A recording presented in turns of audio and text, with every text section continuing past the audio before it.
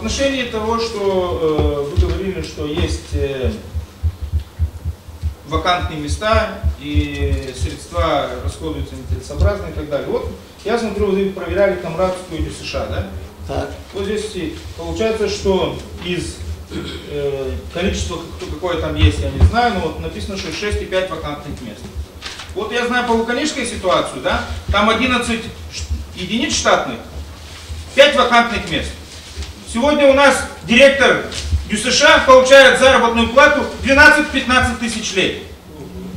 В месяц? В месяц. Я вам покажу и распечатку, я сделал запрос специально в налоговую инспекцию, которую мне предоставили. Так вот, почему нет в вашем отчете вот этих действий?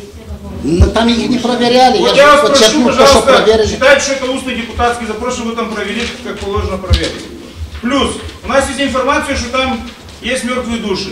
4 года люди катаются туда-сюда, получают заработную плату. Тоже, пожалуйста, считайте, что это депутатский запрос.